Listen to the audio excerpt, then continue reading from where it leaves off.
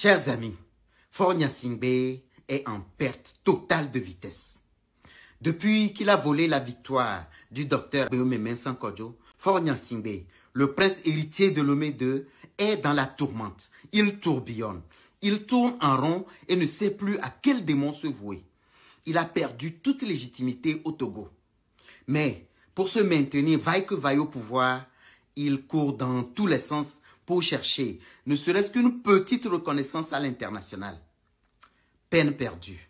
Il pense pouvoir flouer une fois encore la communauté internationale. Il n'a toujours pas compris que tout le monde le fuit. Même ses faux amis à l'Élysée qui lui font croire qu'ils sont toujours avec lui. Quand ils auront fini de le presser, ils vont le lâcher comme une pomme pourrie. Ce n'est pas Alpha Condé qui va me démentir.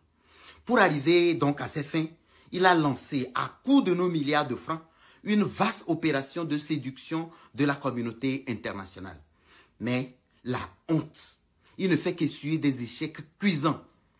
Par exemple, le sommet maritime qu'il s'est forcé d'organiser à Lomé à coups de milliards ne fait l'objet d'aucune référence dans les grandes rencontres internationales sur l'océan. Un autre exemple, le rapport d'une business là, c'est la cata.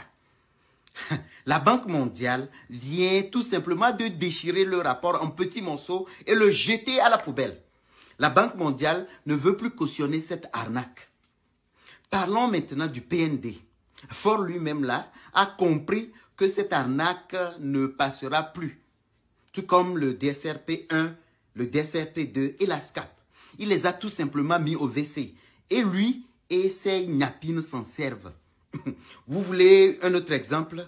Donald Trump, dans son initiative de reconnaître Jérusalem comme la capitale d'Israël, a sollicité le vote des chefs d'État à l'ONU. À la surprise générale, aucun chef d'État n'a soutenu Trump. Seul Faure Gnassingbé, il pensait pouvoir se rapprocher de Trump. C'est mal connaître le type.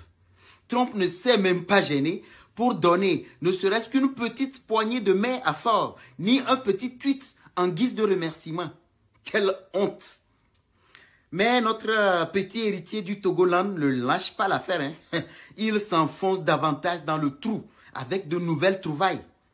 Exemple, la nomination de femmes aux postes de décision à la primature, au gouvernement, à l'Assemblée nationale, à la présidence, à la tête de certaines entreprises de l'État.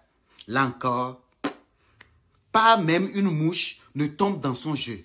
Qui ne sait pas que c'est avec son serpent noir dans son entrejambe qu'il gouverne. Et qui ne sait pas que c'est à la sueur de leurs cuisses que ces courtisanes obtiennent ces postes. Qui trompe qui?